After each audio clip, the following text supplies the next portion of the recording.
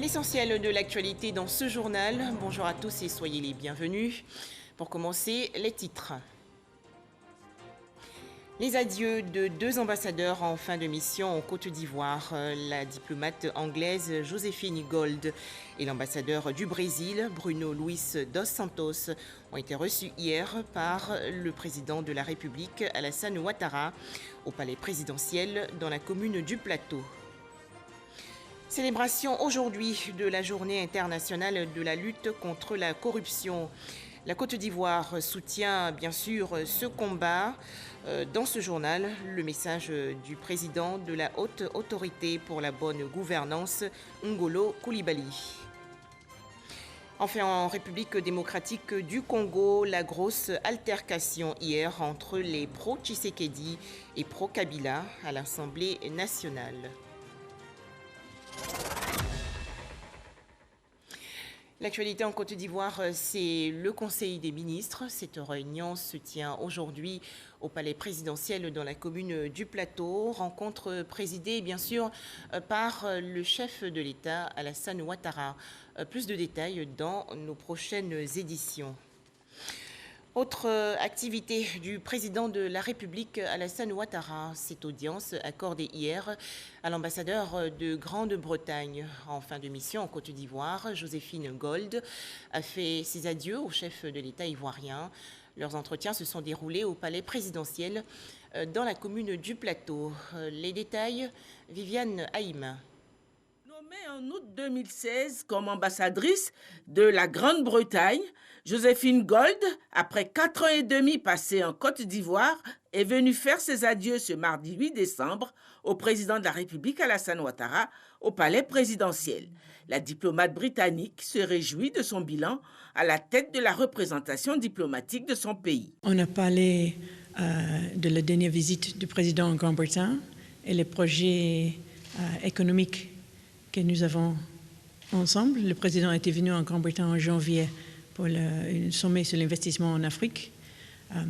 On a parlé aussi de la sortie de la Grande-Bretagne de l'Union européenne et le fait qu'on a dernièrement signé un accord pour assurer la continuité de commerce entre la Grande-Bretagne et la Côte d'Ivoire, que c'est très important pour les exportations de cacao et les producteurs ivoiriens. Joséphine Gold regagne la Grande-Bretagne au terme d'un fructueux séjour en Côte d'Ivoire.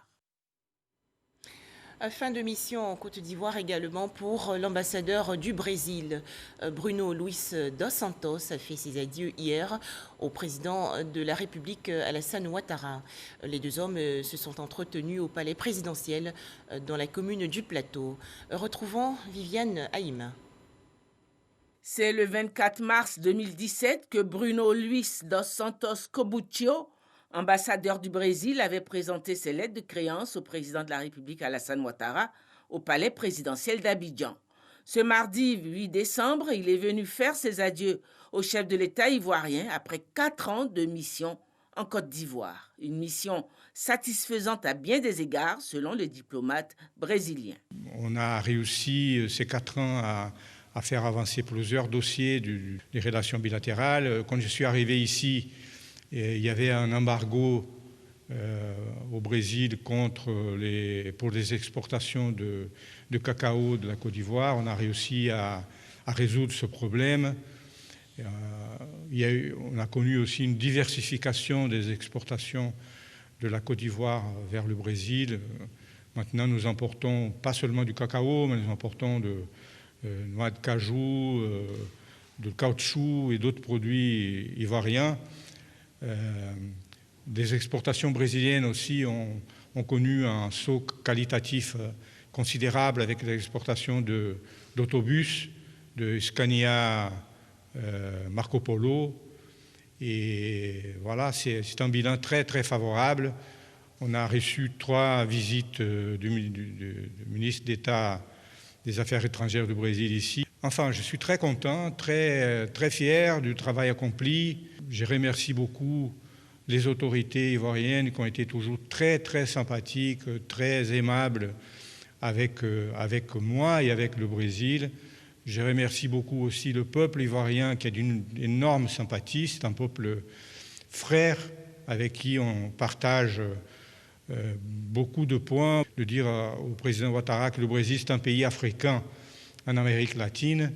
Il y a les mêmes paysages, les mêmes arbres, les mêmes couleurs, couleurs de la terre, etc. Et le gouvernement brésilien espère qu'une fois passée la pandémie du Covid, les affaires vont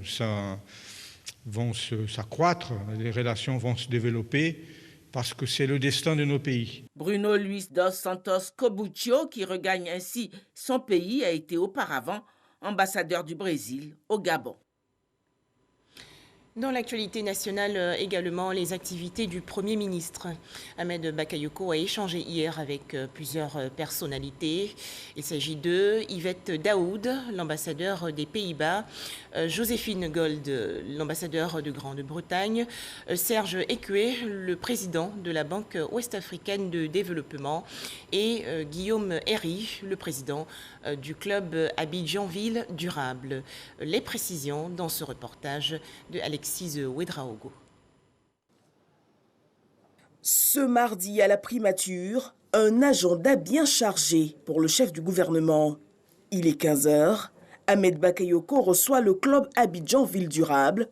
Dans un contexte d'urbanisation accélérée, le club, mis en place depuis 2016, entend apporter sa contribution pour la conception de villes respectueuses de l'environnement.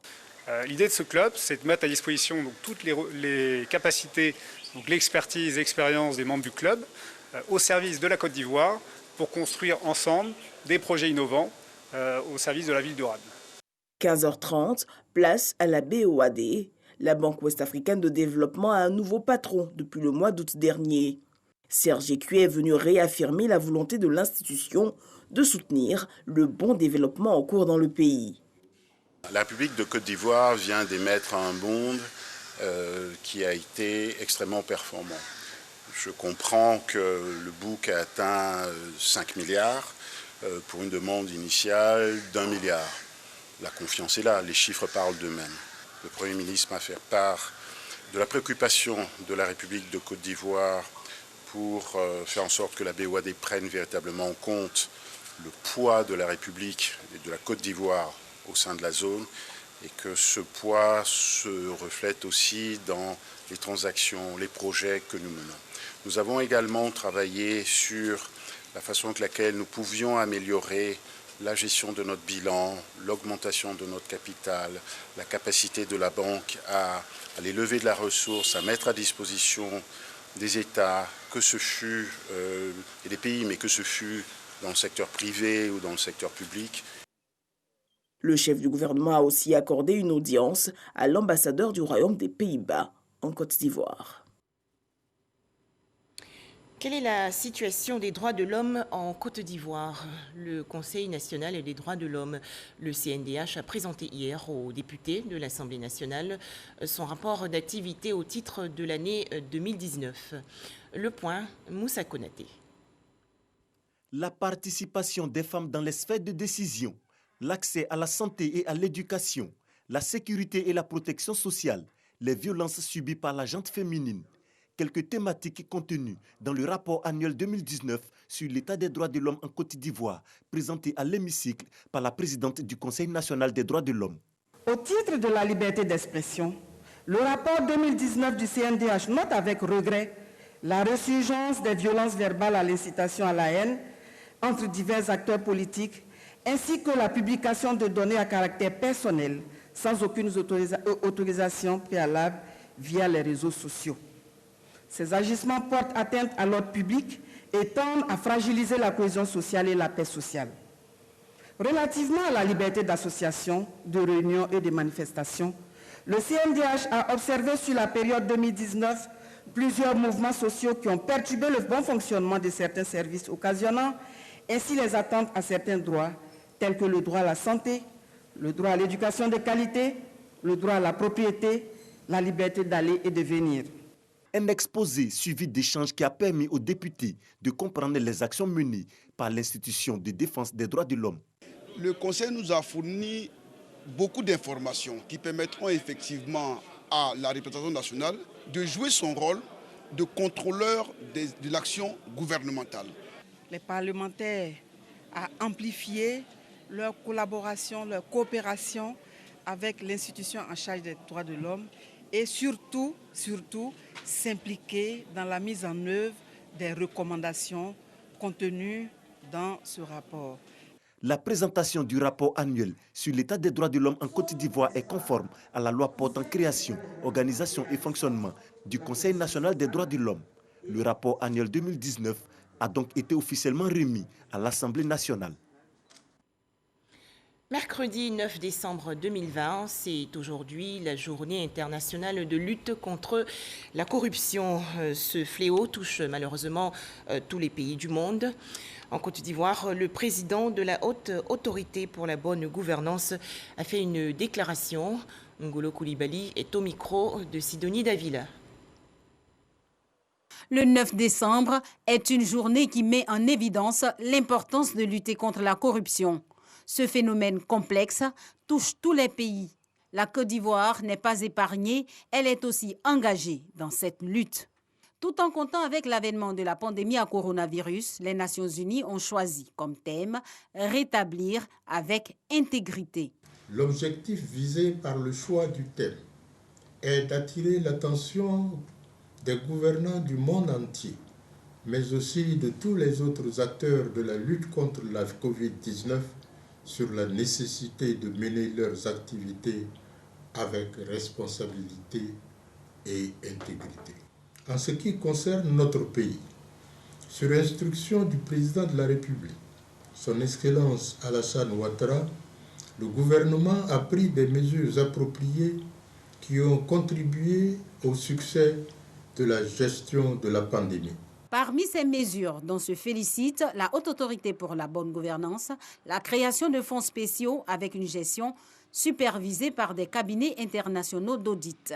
L'institution qui assure une mission de prévention et de lutte contre la corruption et les infractions assimilées enregistre en matière de bonne gouvernance de bons résultats qu'elle entend partager avec la population. Selon Transparency International, la Côte d'Ivoire fait partie des 3 pays qui ont réalisé au monde le plus grand progrès depuis 2013 en matière de lutte contre la corruption. Par ailleurs, la Fondation Mo Ibrahim, dans son dernier rapport, classe la Côte d'Ivoire parmi les 5 économies africaines ayant le plus progressé en matière de gouvernance ces 10 dernières années. Le président de la Haute Autorité pour la bonne gouvernance, Ngolo Coulibaly, invite par ailleurs les populations à se mobiliser davantage pour participer activement à la lutte contre la corruption afin de garantir à la Côte d'Ivoire l'émergence. Direction à présent Grand Bassam dans la région sud du pays. Une rencontre se déroule actuellement sur la reprogrammation du modèle macroéconométrique. Objectif, actualiser la base de données de la Direction générale de l'économie. Les explications de Jean-Louis Gbangbo. L'objectif de ces travaux est d'aboutir à une base de données actualisée, d'avoir une vue complète de l'économie nationale à travers tous les éléments du processus de production, les emplois des biens et services ainsi que les revenus générés. En somme, un outil moderne qui aidera à la prise des décisions des autorités dans le cadre du prochain Plan national de développement, PND. La mise en place d'outils plus modernes et efficaces de gestion macroéconomique pour le suivi et l'évaluation de la réalisation des objectifs du PND s'avère indispensable. Afin de consolider ces acquis et accélérer notre marche vers le développement, le gouvernement a entrepris une modernisation en profondeur de l'appareil statistique national avec comme point de mire le changement de l'année de base qui passe désormais de 1993 à 2015 ainsi que l'adoption du nouveau système de comptabilité nationale S1 2008 du Fonds monétaire international pour le calcul des comptes nationaux. Jusqu'à la tenue de ce séminaire, la base de données avait été constituée à l'aide d'outils devenus aujourd'hui obsolètes.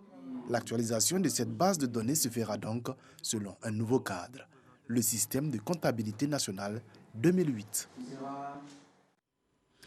Restons dans la région sud du pays. La commune de Assinimafia abrite la 5e édition de la formation diplômante sur la régulation de l'énergie. Des travaux initiés par l'Agence nationale de régulation du secteur de l'électricité en Côte d'Ivoire en partenariat avec l'École des mines de Paris en France. Objectif, la régulation des marchés de l'énergie. Les explications de Mahama Traoré. 25 cadres supérieurs issus de 7 pays africains prennent part à cette formation badge sur la régulation de l'électricité. Initiée en 2016 au profit des régulateurs de l'électricité de l'espace Afrique francophone, cette formation est le fruit d'un partenariat entre l'Agence nationale de régulation du secteur de l'électricité en Côte d'Ivoire, ANARECI, et l'École des mines de Paris. Contrairement au monde anglo-saxon, dans l'espace francophone, on est en retard sur la formation.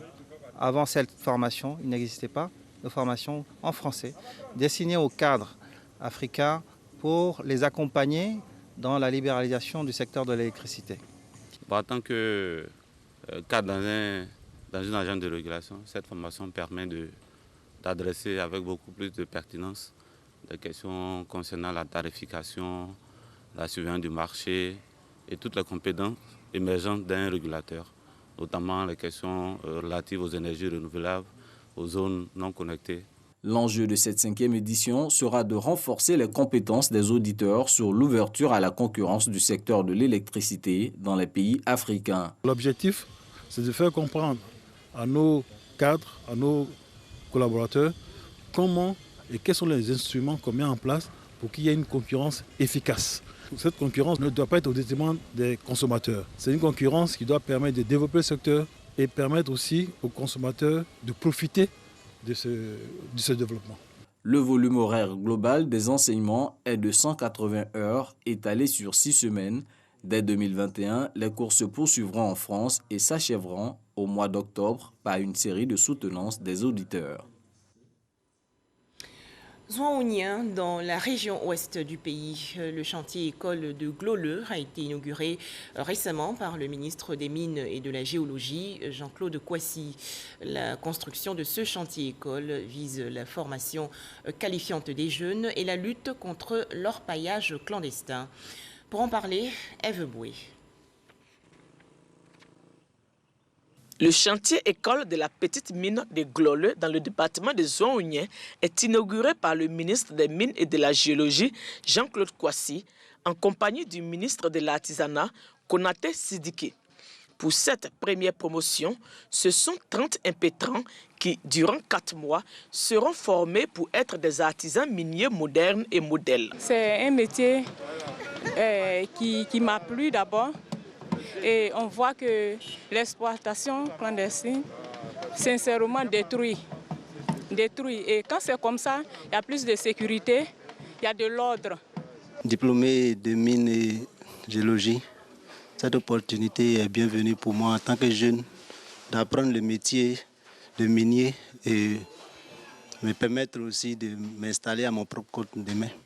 Une action du gouvernement pour lutter contre l'orpaillage illicite. La première réponse du gouvernement à l'orpaillage illicite qu'il combat de toutes ses forces, c'est le projet Chantier École qui nous rassemble aujourd'hui ici à Zouaounien. Objectif visé par ce projet, garantir à travers une formation de qualité, un encadrement et un suivi régulier des artisans miniers, la création d'emplois pérennes et décents et un développement économique durable du secteur de la petite mine en Côte d'Ivoire. Les élus et cadres de la région du Tonkpi, reconnaissant à l'état de l'ouverture de ce chantier école, exhortent les jeunes à saisir cette opportunité. Ce chantier dans la région permet aux jeunes de cette région qui veulent faire de l'or, comme on apprend la menuiserie, la mécanique, l'électricité, de venir apprendre ce métier. C'est une porte ouverte à une formation, à un apprentissage. Mais le programme ne s'arrête pas là. Une fois ces jeunes formés, ils sont accompagnés, encadrés. Avec une équipe de 10 jeunes, on peut faire une exploration de ce type-là qui peut être rentable, qui peut être productif. Et donc, il est important que nos jeunes sachent, au lieu de rester dans les villages, à ne rien faire. Le chantier école de Gloleux est le 11e du genre ouvert sur l'étendue du territoire en cette année 2020. Toujours en Côte d'Ivoire, des équipements d'une valeur de 850 millions de francs CFA offerts hier à l'Office national de la protection civile, l'ONPC. Il s'agit de véhicules sanitaires, des autopompes et autres kits de premiers secours. C'est un don du Japon soutenu par le programme des Nations Unies pour le développement. Walter Amadou. Les centres de secours d'urgence localisés à Agboville, Divo, Guiglo, Séguéla et Bundiali seront bientôt dotés en équipement. Des acquis du projet d'appui au renforcement des capacités de prévention des catastrophes pour l'amélioration de la protection civile. L'ONPC, Office national de la protection civile, en est le principal bénéficiaire. Ces équipements composés de véhicules d'intervention, de matériel de protection individuelle, de matériel collectif, de lots de premiers secours, de matériel de transmission, de mobilier de bureau, de matériel et accessoires informatiques, d'équipements des salles de loisirs et d'équipements de cuisine vont considérablement améliorer les conditions de vie et de travail de nos pompiers civils des 5 régions bénéficiaires du projet. Ce don de plus de 850 millions de francs CFA est une action conjointe du Japon et du PNUD, Programme des Nations Unies pour le développement. Je voudrais réitérer l'engagement du PNUD à demeurer aux côtés du gouvernement ivoirien dans la poursuite de la modernisation du secteur de la protection civile, dont les résultats contribueront à engager le pays sur le chemin du développement et de la paix durable. Je voudrais souligner que le Japon s'est engagé dans le maintien d'une société sécurisée et stable de la Côte d'Ivoire, qui est l'un des principaux piliers de sa politique d'assistance en faveur du pays, et le présent projet constitue un exemple complet de cette politique. À la cérémonie de remise officielle tenue à l'École nationale de police, le ministre de la Sécurité et de la Protection civile a salué l'acte de solidarité avant de rassurer les donateurs de sa bonne utilisation. Chers partenaires du PNUD et de la JICA, je vous traduis toute la gratitude de son Excellence, Monsieur le Président de la République, ainsi que de tout le gouvernement ivoirien. Vous nous accompagnez dans notre ardente volonté d'améliorer le quotidien des Ivoiriens par la prévention des catastrophes, mais aussi par la réaction prompte que nous devons avoir face aux sinistres. Je vous invite, Monsieur le Directeur Général, à intensifier vos efforts dans le sens du professionnalisme. Et je vous exhorte à prendre soin de ce matériel, comme la prunelle de vos yeux. Parce qu'il y va de notre crédibilité. En prélude à cette remise d'équipements, différentes sessions de formation ont permis de renforcer les capacités techniques de 224 pompiers civils. Un tout autre sujet à présent, Trècheville, commune du district d'Abidjan. Alassane Ouedraogo sauve un jeune enfant des flammes et devient un héros. C'était le 20 octobre dernier. Un hommage a ainsi été rendu il y a quelques jours à ce secouriste. Le maire François Amiché a remis une décoration honorifique à Alassane Ouedraogo. C'est un reportage de Mamadou Kouassi. Le 20 octobre dernier, Alassane Ouedraogo sauvait un enfant de 2 ans, prisonnier des flammes, dans un appartement situé au premier étage d'un immeuble de la commune de Trècheville. Aujourd'hui, l'auteur de cet acte d'héroïsme, que bien de personnes à Trècheville comparent à celui de Mamadou Gassama en 2019 à Paris, dans la capitale française, reçoit la reconnaissance de la municipalité de Trècheville. Alassane Ouedraogo est fait citoyen d'honneur de la commune. Il reçoit du maire François Albert Amicha un diplôme et du matériel pour développer son activité d'étanchéiste. Comme je rêvais aussi à être un grand entrepreneur en étanchéité, donc son geste vient de confirmer ce que moi aussi je voulais sans qu'il ne je le dise. Le merci que je pourrais lui dire ne pourrait pas exprimer tout ce que je ressens à son endroit. Parce que s'il n'aurait pas été là, j'étais en deuil en ce moment.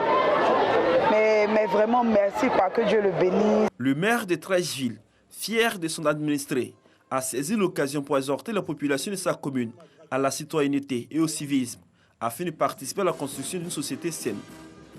Chers jeunes, chers enfants, que l'égoïsme ne soit pas une valeur de cinéma, une valeur de télévision, mais que l'égoïsme, nous puissions cultiver cela dans nos valeurs afin d'intervenir chaque fois que cela est nécessaire. Et l'égoïsme va avec le nationalisme, avec le patriotisme, mais surtout avec le respect des biens d'autrui et le respect du bien public. François-Albert Amicha a également salué les actions de proximité de premier secours effectuées par les pompiers civils de la commune. Le maire appelle les populations à collaborer avec ses agents de la protection civile. Autre actualité nationale, la remise il y a quelques jours de 12 véhicules neufs aux opérateurs du secteur des transports de la région de l'Abagoué dans le nord du pays. Cette action entre dans le cadre de l'opération de renouvellement du parc automobile lancée par le gouvernement. Le point à Mississauga. Redynamiser le secteur du transport. Réduire les accidents de circulation et améliorer la qualité de l'air. C'est à cela que répond le renouvellement du parc automobile initié par le gouvernement. Pour la première phase de l'opération, les entreprises de transport de l'Abagoué bénéficient de 12 véhicules flambant neufs. La remise officielle des clés est effectuée par les ministres Maria Toukone et Bruno Nabanyokone dans la cour de la mairie de Boundiali. Un projet conduit par le ministère des Transports à travers le Fonds du développement du transport routier. Notre gestion rigoureuse encouragera davantage le gouvernement à nous offrir un service bien meilleur en matière de transport routier. Je ne saurais terminer mon propos sans inviter les bénéficiaires d'une part à faire un bon usage de ces matériels roulants neufs pour notre bonheur à tous et d'autre part à respecter des conditions financières convenues auprès de la COPEC. Les deux ministres se sont battus pour que nous ayons ces véhicules. Et nous souhaitons à ce que ça s'augmente, pour ne pas que ça s'arrête là. Tous ces véhicules ont été acquis par les entreprises de transport de l'Abagoué sans apport initial. Les remboursements se feront sur 4 ans. Pour que d'autres personnes puissent en bénéficier, il faut que vous, les premiers qui avez obtenu ces véhicules-là, puissiez rembourser convenablement et puis faire en sorte que ceux qui viennent derrière vous puissent également en bénéficier. Il ne faut pas que la chaîne s'arrête. Je vous souhaite de faire le meilleur usage possible de ces véhicules. Je vous souhaite de vous enrichir à titre personnel. Mais je vous souhaite également, dans votre enrichissement, de songer en permanence à la sécurité des passagers que vous transportez et à leur confort. Les véhicules acquis, les transporteurs plaident pour le rebitumage de l'axe Korogo-Boundiali long de 100 km dégradé. À ce sujet, la ministre Maria Toukone les a rassurés quant au démarrage des travaux pour très bientôt. Tous ensemble, soutenons la lutte contre le coronavirus en Côte d'Ivoire.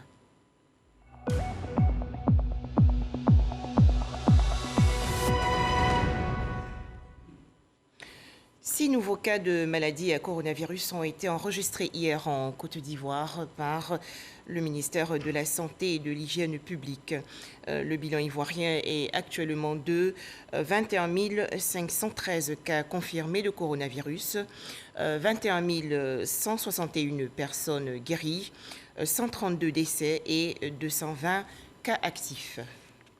Enfin, journée mouvementée hier en République démocratique du Congo, alors que des députés pro-Tshisekedi et d'autres de l'opposition veulent faire tomber le bureau de l'Assemblée nationale, jusqu'ici contrôlé par le camp Joseph Kabila.